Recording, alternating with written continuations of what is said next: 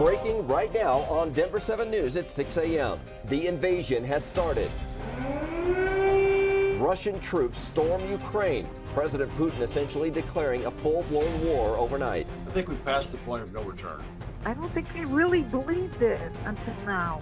It's very scary. I'm Denver 7's Veronica Acosta. We're getting new information and minute by minute. Our team is dedicated on bringing you the latest as it comes in from the front. And Denver 7 is providing important perspective. We'll be joined by local experts explaining what the invasion means for the world and us here at home. A situation like the world hasn't seen in decades. So we'll get to the U.S. and the response from other nations here shortly. We do have a lot to get to, though, because it is a Denver 7 weather action day as well. Still very cold outside, just 5 degrees. And there's a fresh layer of snow and some slick roads out there. We have team coverage this morning, so you know what conditions are like in your neighborhood. Let's start with meteorologist Lisa Hidalgo, because we are still waking up to single digits this morning.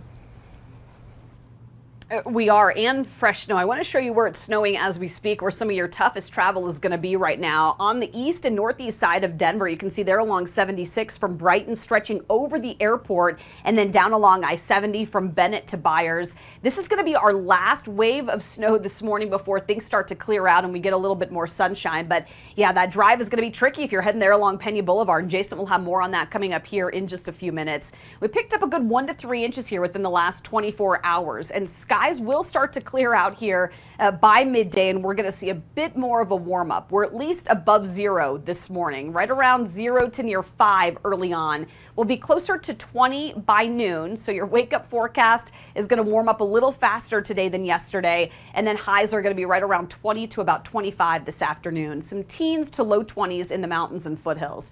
So it's a little warmer. It's going to be a lot warmer this coming weekend. We'll take a closer look at that, plus another chance, Jason, for a little bit of light snow tomorrow on Friday. We have a couple of new problem spots, unfortunately. One of them is going over in the southeast side of town over at Smoky Hill, just off of E470 at Main Street, right by the mall. This is over off of just north of Pena Boulevard and right near DIA, and you can see some of the snow. So Ethan's been driving around in some of the snowy conditions and totally snow-covered roads up that way right now. Take a look at the quad split. A couple of issues. Loveland Pass has reopened. That's good news. Bad news, I-25 out of the Denver Tech Center. Slow because of this crash between 225 and Hamden. We've had crashes on I-76 and 270 as well. That's why we see that all the headlights heading across Commerce City right now, and you can see on the drive times, it reflects it. Half an hour already into downtown from the north side. I-76 and 270 extremely busy right now, same as I-70. So worse conditions because of that new snow that we saw this morning and still seeing right now, really blanketing the roadways. You're looking at least a half an hour to the downtown area from the Tech Center, the southbound side, not much better. Quiet on 470. We had earlier problems out there, but still dealing with snow-covered roads just about anywhere you want to go. And as a reminder, you can always keep track of the weather and road conditions anytime you want by downloading the Denver 7 Plus app. We have a 24/7 weather stream going there. It is free for Roku, Apple TV, Amazon Fire, and Android TV devices. Breaking right now, new video shows large explosions rocking parts of Ukraine. Overnight, Russian troops moved deeper into the country. As we take a live look from Kyiv, the capital of Ukraine this morning, dark clouds are resting over the city. It is certainly an eerie scene. A few cars and people walking around down there, but they've been dealing with air sirens and Russian ballistic missile launches in the early morning hours, a scenario that Western government officials feared for weeks. We saw hundreds of thousands of Russian troops gather along the border and run training drills, and now we're seeing a full-scale assault from Russia play out in real time. Overnight, an advisor to Ukraine's president said about 40 people have been killed so far in the attacks. Denver 7's Veronica Acosta is watching every development coming in from our newsroom now. Veronica. And we just heard from the White House not too long ago. President Joe Biden, he's expected to address the nation at 10 this morning, and we expect him to announce additional sanctions, which is what he threatened would happen if Russia went ahead and invaded Ukraine. Now, there is some major damage in many parts of Ukraine. Take a look at this video. This is from the capital. Smoke there coming from one of Ukraine's most important buildings. We're talking about its military intelligence center in Kyiv. You can imagine how critical this spot is to the country's response, and you see it there, that dark plume of smoke, those flames, those folks there on your left trying to put that fire out as best they can. Right now, the Ukrainian death toll, it stands at 40, but there are some Russian casualties too. 3 Russian helicopters were shot down right near there in the capital. Meantime, what looks like a highway there in Ukraine, we're zooming in so you can get a better look. You see citizens fleeing as Russian attacks continue, and as more Russian troops make their way into that country, there are lines at cash machines, gas stations, airports even, as people are trying to get out. And take a look at this other video. This is security camera video released by the Ukrainian border guard. It shows those Russian military vehicles on your right there. Those are tanks entering from Ukraine, from Crimea. We're not only seeing one kind of military vehicle here. There are missile launchers, troop carriers, and a lot more. That's a different kind of vehicle that you're seeing there. And late last night, Russian President Vladimir Putin called this a, quote, limited military action.